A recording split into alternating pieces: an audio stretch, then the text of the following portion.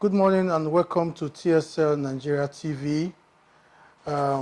This is your #1 online platform for news, information, current affairs, and everything that you need to know. Today we're having an exciting guest in the house and we'll be discussing an exciting topic. But let me start by introducing my guest. He is an architect, a businessman, a youth, a grassroots mobilizer, and a politician. Welcome, Architect Thaddeus Irabo. Thank you very much. Nice to have you here, sir. Welcome. So today we'll be looking at politics, security, and the 2023 general elections. I want to know what the challenges will be for INEC and the country at large, considering the challenges that the country is currently facing with terrorism, banditry, Boko Haram, and all sorts of things that are happening in Nigeria today. Do you realistically think that the 2023 general elections will hold in Nigeria? Obviously, we know the present situation of Nigeria. There is no way election will not hold. Election will hold. But be that as it may, we might not see that election that will actually reflect the wish of the people of Nigeria. For example, the people in the north, obviously the level of insecurity there's no way. There are some polling units that obviously INEC will not even go there. As it is right now, some area in the north has been taken over by insurgents that we know, obviously, that insurgents have taken over these areas. And there is no way in an election you expect people to even come out there. This is a place in the north that you will not see that insurgent or bandits, they will write a letter to a community that, oh, we need 30 million naira. Raise it between now and 2 weeks. If you don't raise it, we are coming for you. And they will actually come. If you don't raise it, they'll come to people's house, knock and take people and take them into the forest.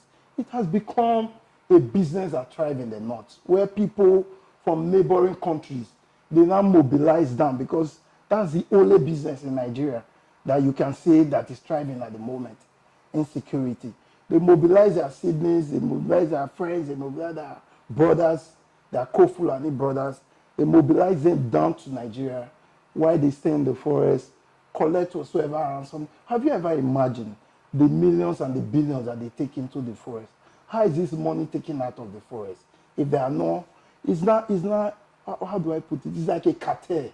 There are some persons that sponsor this and they remit back to them. People are taking it as a business. They buy weapons for them, sophisticated weapons, because they know they can always make out Nigeria to get the money they want. I think Nigeria needs to sit up first of all as a country, because we have seen a president that is very docile, a president that is always shocked with happenings in the country. When you tell them, oh, somebody has been kidnapped, I'm in shock. He's always in shock. We can call him the shocking president. He's always shocked at events. And this is the country that you were elected. And the #1 role of a leader is to ensure the safety of life and property in the country. But today, we have a president that wakes up the way I wake up, eat breakfast, relax, reading the pages of the newspaper, what is happening in the country, when you should be the one determining what will happen in the country. But you always get feedback and realize, oh, what do we do is totally helpless. So, but be that as it may, I know the North will take advantage of this in this forthcoming election, where they will sit down in a gentleman arrangement in their government houses or any place to say, oh, who are we voting for? And they will agree. INEC, polling unit by polling unit, word by word, result will be transmitted into INEC portal and result will be announced. And nobody will monitor it. But here in the South, we are very, very political. Everybody is aware. We'll go to Fida, there will be shouting PDP. Another person will be shouting APC. The other one will be shouting. No, I think what will happen. I think we'll share our. I think we'll get to the periphery of how people will vote in this elections.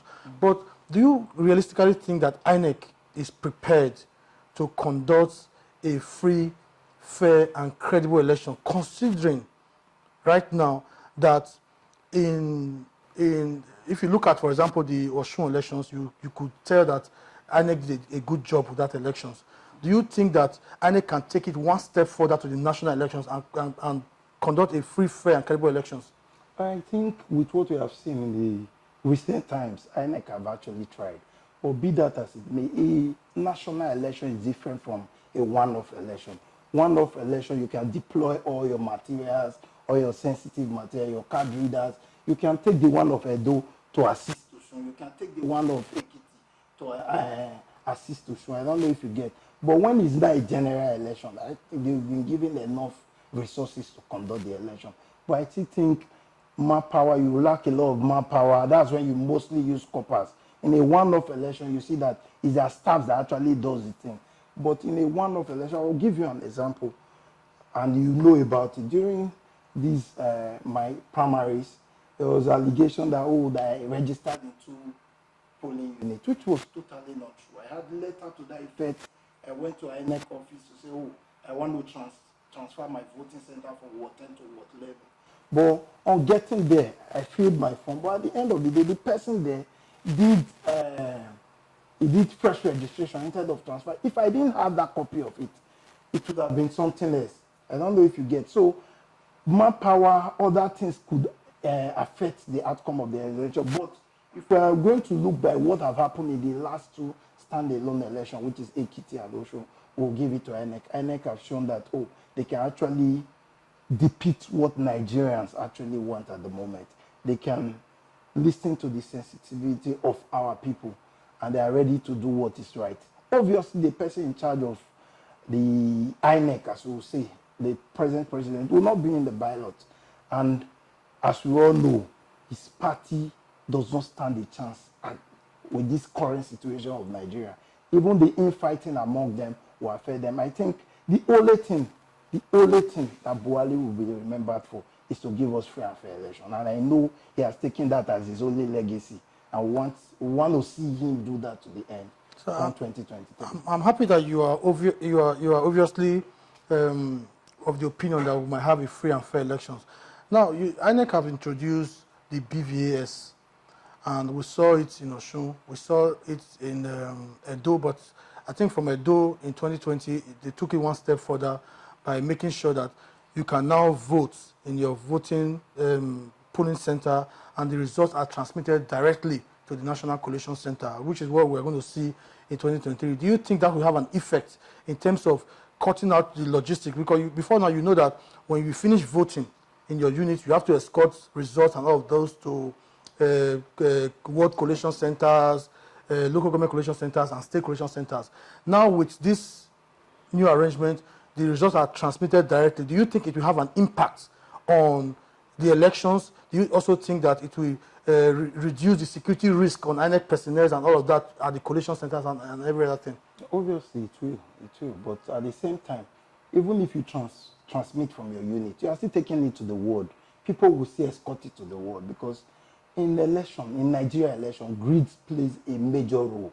We always have litigation. People can say, people were meant to transmit results at gunpoint, which is going to happen in most cases right now, because I will not, for example, somebody that is interested in an election will not see himself losing in that unit, and he will allow it. So I even need to boost up more security at the polling unit. Normally it's usually at the collation center at the ward that you see a lot of people, even parties who mobilize their soldiers. But unit was handled domestically. But at this point, I don't see people will handle their unit domestically. Most of those people that you pay for security, the agent, the boys, they are going to fortify them now, because the battle has been taken from a central point to different units. So you see that it won't be easy for political parties, because you have to put more resources on those units so that you ensure that your result you get. And you must escort it obviously to the collation center. So emphasis will be made on winning the units. Because, for example, for House of Assembly, where you have few wards, you are still going to collate so that they will announce the winner. It's not going to INEC portal. From INEC portal, they will not decide who wins the unit or who wins the ward or the constituency. So most things are going to be done manually. Those ones that would be transmitted directly to INEC will only help to balance information in case there are litigation after election.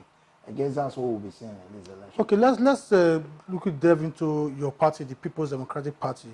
we know right now that there are a lot of crises in the party right now.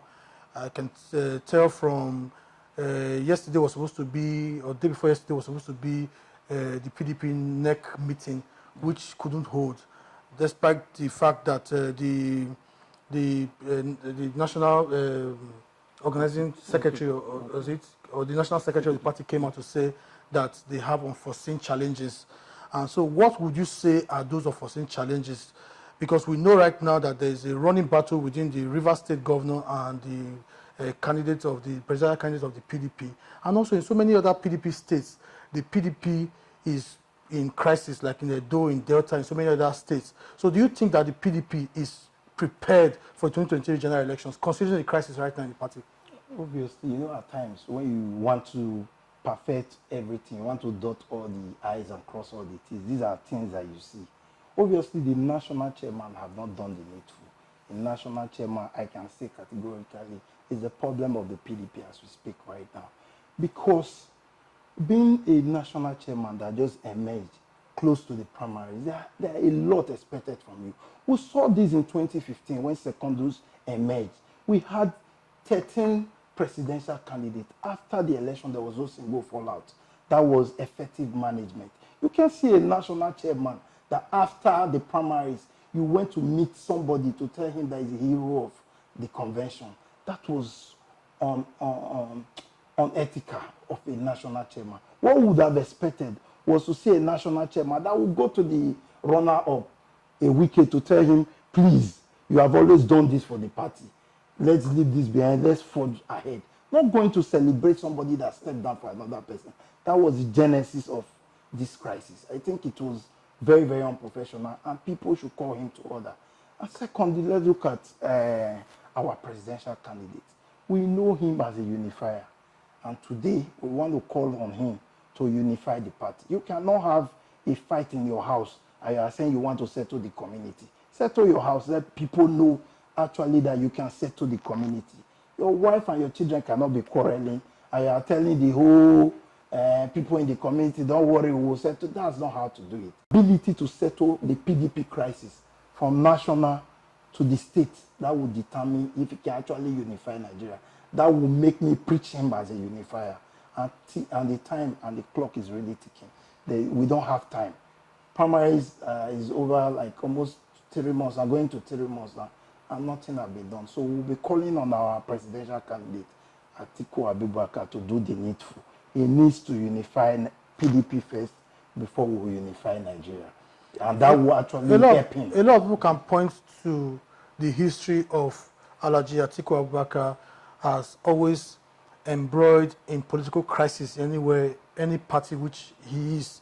You know, from 1992 when he contested the presidential primaries in 1992, and then in 1999 he contested the vice presidential candidate, became the vice president. He contested as a governor and contested as a vice president at the same time in 1999, and then he won as governor and also won as vice president, and then the crisis with Olusegun Obasanjo, the then president, started.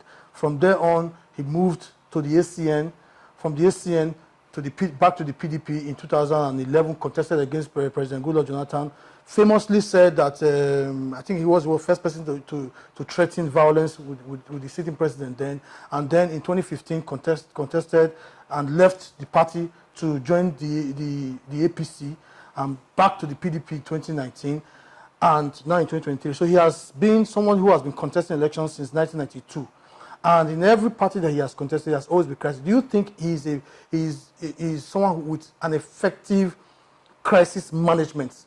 Because it's obvious that to me, he looks like someone who doesn't have the capacity to manage crisis. Do you think he's that kind of person? I don't think you'll be totally correct with your analysis. Like when you said he contested as a governor, I also contested as vice president. Nobody contested as a vice president. No, in the 1999 election. No, he contested as a governor. But when he got the nomination, because of the role he played in Obasanjo's campaign and the fund that he brought, go and check the history. People say, oh, Atiku stole Nigeria dry. It's not true. Atiku was already a billionaire in dollar before he became vice president. And that Obasanjo election, He was one of the people that bankrolled that election. It was on that, when they saw his capacity, that they used him as a VP. No, but people can tell you, most people who said that Atiku stole Nigeria dry, they can tell you that when Obasanjo became president in 1999, he set out a committee to auction most of the government properties that they were not using. And Atiku, as a vice president, was the head of this committee. And many people will tell you that many of those properties were sold to PDP leaders, including himself. No, okay, let me... So that's where it's coming from. Because I think this is a very good opportunity to address our former president, Obasanjo. We've seen over time vice presidents. We've seen Namadi Sambo with Jonathan. He was handicapped. We've seen Jonathan with Yaradua. They call him corridor boy. He was standing in the corridor. We have seen a professor against an illiterate Buhari. He's a market man. Well, I beg your pardon. I wouldn't say Buhari is an illiterate somebody president. What would you? That's an unfair characterization of the president. No. We know the yardstick of when you say somebody is educated. I'm a master degree holder. I can call myself an educated person. Buhari had premises. That's what he presented to us. But it was even missing. But that doesn't make it you was illiterate. Even missing. Let's leave that. So, for example, you can see a professor with a Buhari. Buhari caged this professor and he sent him into market. He was distributing market money. That was what a vice president was able to deliver. So when you now hear an Obasanjo that we know he was an army general saying Atiku stole under him, Atiku did everything. How? We know the Nigeria constitution. Does the vice president have power to sign any document that will bring money? It must always go back to that means Obasanjo was incompetent. He didn't read through all the memos that were sent to him. That means he was a president on proxy. If you are saying, oh, my vice stole money under me, that means you are not competent. So I want us to look at the antecedent of other presidents before, after Atiku, and see the role they were able to play. And also see an Atiku that played a major role, that revived our economy from a military reign that reigned Nigeria just the same way Buhari had left us. And this is how it was in 1999 when Atiku became the head of economic team and he revived the economy of Nigeria. Let's leave that. Let's go into party politics. Looking at Atiku, in 2019, he won. And there was no crisis because we had a national chairman that was ready to do the needful. It's not Atiku that will handle this whole thing. It's the national leadership of the party. But we have a biased national chairman that Wike will relate to as a tax collector. Somebody that will collect from A and tell A, oh, now you today, they collect from B, B, now you today. Look at the case of Edo State. How do you say, oh, that 5 person came to conduct your primaries? How will 5 people be in all the constituencies in Edo State? In my local government, we have 2 constituencies. And you must use people from the state to complement the 5. So obviously, the people that went to conduct election, they were over 200 persons. Are you saying the 5 persons have spiritual power to be at every primary center? That means something is wrong somewhere. These people conducted the election from somewhere. Somebody sat in his comfort of his office, wrote result and sent it to you. And because you have received some money, you are saying this is the one you recognize. So do you have any evidence to show that the national chairman collected money to do what he's doing? Okay. Or why is he standing even against the INEC? INEC is a body that said the shall, in Supreme Court judgment, shall mean must. And these people, you don't expect INEC from Oshun to come and conduct Edo. It's Edo that will conduct Edo because the primaries happen simultaneously across board. So these people had agents in their ward, in their LGA. Those LGA were the ones that they sent with the party team. And they had their own result, duly signed. Do you know what it is when you have, what's this name, when you signed a result in court, certified true copy? If you alter it, it's a criminal offense. We already have a certified true copy from INEC. And you've sent result, the national chairman have sent result from the other camp.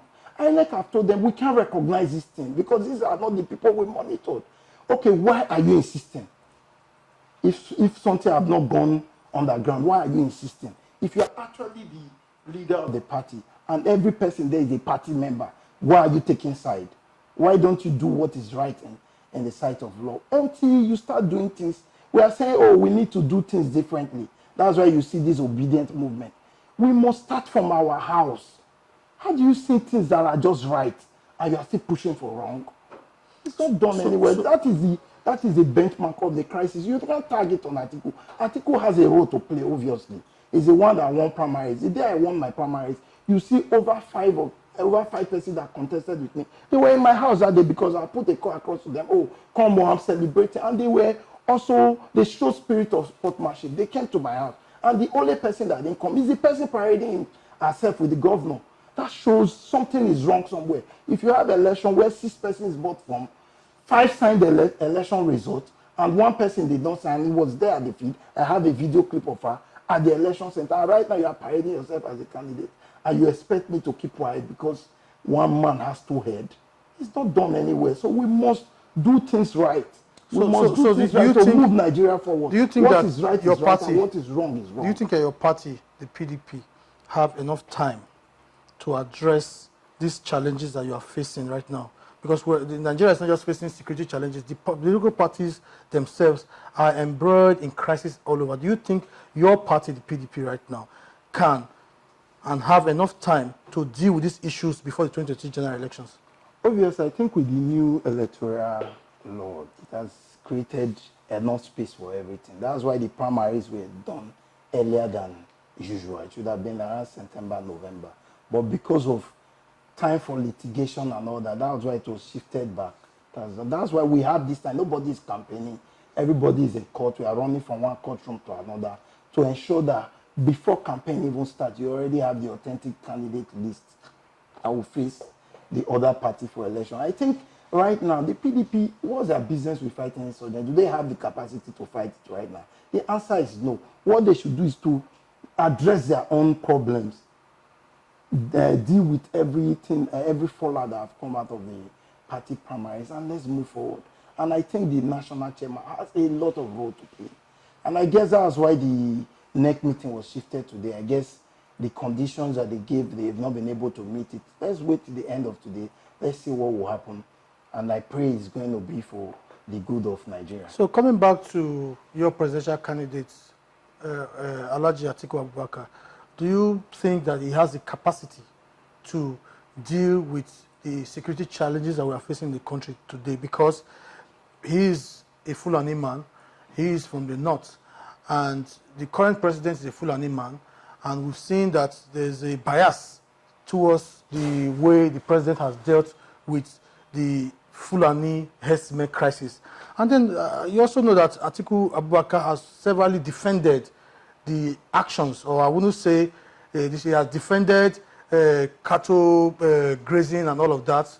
And do you think he will be proactive in dealing with, if he becomes president, will be proactive in dealing with the Fulani crisis that we have in Nigeria, particularly the issue of Fulani herdsmen versus farmers and every other security challenge that we're facing in the north? That question is self-explanatory. If you watch Atiku's media interaction with Arise News, he talked about this extensively. He told us that the issue of cattle roaming around the street will be a thing of the past. Why?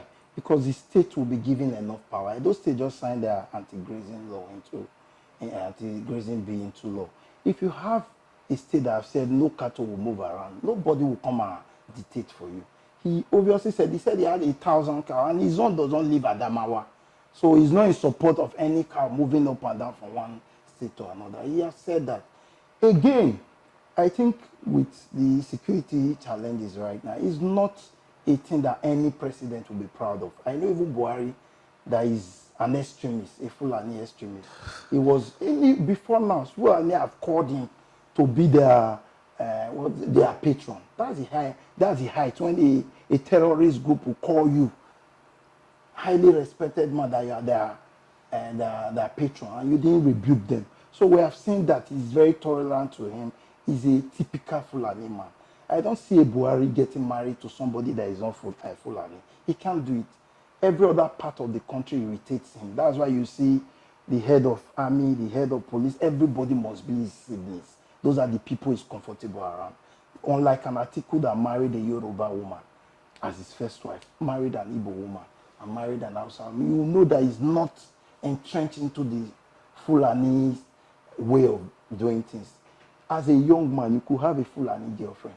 he will date you, but to get married to you, a Fulani woman will never date somebody that is not a Fulani person. So they are like that. There are people that are used to themselves. Okay, so and Buhari is a core Fulani man. And Atiku can be seen as a detribalized man. Someone that has investment everywhere. He has a business in Port Harcourt, he has business in Lagos. Buhari cannot have business outside a Fulani governed area. His house is in Kaduna, Abuja, and his Katsina. He can't live there. Buhari cannot spend 2 weeks in Lagos. He will be sick. He's not used to it. He's somebody that likes to be in his village. You can call him a typical village man. And he projects the things of his people.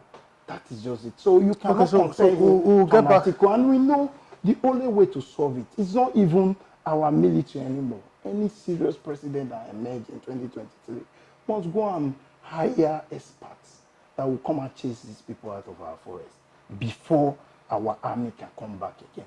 Because no army, I have a friend, an army friend that have resigned because they have sent it as a suicide mission. How can you send me, an Oromi man, to go and fight insurgents in Katsina where I don't even know the terrain? They will just kill you now. But take me to my village to fight insecurity. I know all the forest there. It will be easy for me to fight. So no, the military, our military are demoralized. The people eating the money are the Fulanis, the top. Why the people fighting the battles are from the south. We'll get there before we close, because we're almost running out of time. But let me quickly say that the views expressed by our guest here are solely his and does not reflect the views of TSN Nigeria TV. Going forward, you see, we'll now end with the military, as you were saying. You know, do you think that the military is doing enough to address the issues of insurgency in Nigeria today? Because as you can see that in the last 7 years, the budgetary allocation for our military have been increasing. Every year we keep adding, keep trying to give the military more resources. But every year security is getting worse. Do you think that the military is currently, as composed under this president, is currently in a position where they can deal decisively with the security challenges we are facing in the country? I'm very sorry to say, as it is right now, the military, they are not doing anything. Do you know what it is for bandits to attack your base? This is not the first time. Go to the north, you see that they will come to their base, that's the height. They will come and attack and nothing will happen. They went to NDLA, their defense academy. They went there, attacked them, they kidnapped soldiers. And you are saying we have military. We don't have. As it stands right now under Buhari, they are totally incapacitated. A military that bandits will come and challenge, they are not fighting bandits again, it's bandit that is fighting them. And you are saying we have a president that can confront this insurgent. The answer is no, as it is right now. If I'm the president of the country, I think the head of military, they don't have business being there anymore. Where things happen, nobody is queried, nothing is happening. I watch on TV day before yesterday, what's his name, something you above from Delta State, saying that they got or what people I was supposed to bring them. If you even see the way he was talking, you see that he lacks confidence in the military. He's not doing enough.